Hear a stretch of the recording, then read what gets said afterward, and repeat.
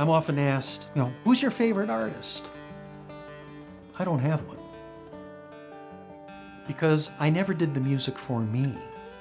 I always did it for the constituents that I served. It was for the audience.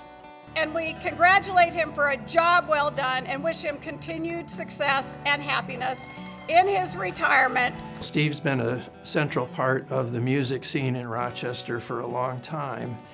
And I think largely that has gone unnoticed as far as the person of Steve being critical to that.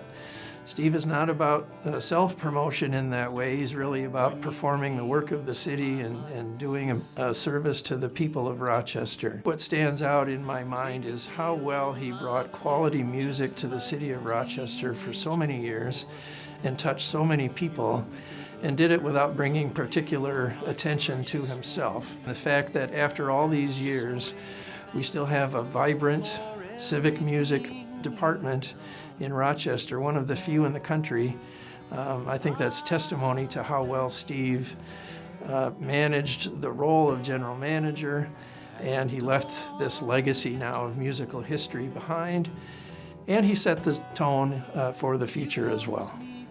One of the unique things about the city of Rochester is they specifically do have a department that is about music in the city. Rochester Civic Music brings music to the community, and it is funded by the city of Rochester. It has an advisory board, and when Steve was manager of the Civic Music Department, he would have served as kind of the person who would tell us about what's going on with the city of Rochester music, and then we would give him feedback and he would bring that back as part of curating the programming. Krar Collective is a London-based Ethiopian band. Beautiful music, Ethiopian drums, vocals, etc.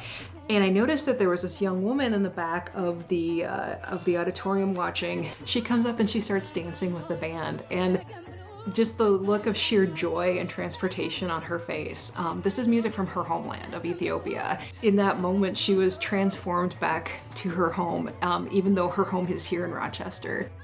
And that for me is kind of one of the most important things that I feel Steve has brought to civic music. He's always furthering this idea and this sense of home. The moments that meant the most to me are those moments when we touched a young student's life and they said to me, this is the music that I grew up in my home country before I immigrated to Rochester. Or those nights when there were standing ovations down by the riverside and the crowd just went wild.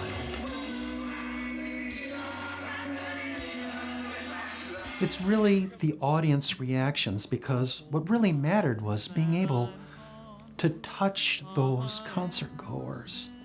Imagine the number of artists I've had the opportunity to bring to Rochester during my time at Rochester Civic Music. 30 years. In some of those years, we did as many as 100 distinct services. I'm confident that I built a strong foundation for Rochester Civic Music. And I'm confident that it will continue to serve audiences and artists for many years to come. We did very good work there. We developed strong networks of artists to bring to Rochester. We did a great job of building partnerships with people who help us to present our programs, be it a rural library or the schools. My duty, I hope to be home soon. I think it's clear that Steve himself, being a musical performer, had a profound influence in his ability to identify talent. Clearly, Steve knows the business of performing, and he understands the hard work of being a musical performer. I think that played a positive effect in his ability to select great artists. You helped me through the turn around. In all the time that I was working as an arts administrator, I never stopped playing the guitar. I never stopped writing songs. I never stopped recording. Now, that I pivot into retirement, I'm able to get to know all of these instruments again, some of them that I had neglected for far too long.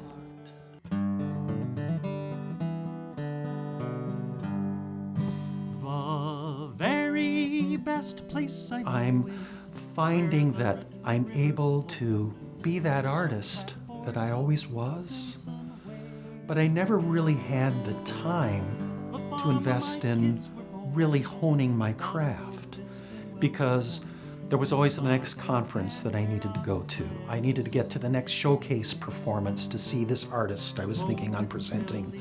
I needed to book the next season. Even when I did recording, I go back and I listen to some of my last 2 records and I go, wow, those songs were way too fast. Why was I in such a hurry? Well, it's because I was thinking about the next task. I was double tasking. I don't have to do that now. And I'm really able to live that life of an artist, to return to that. I'm moving along that open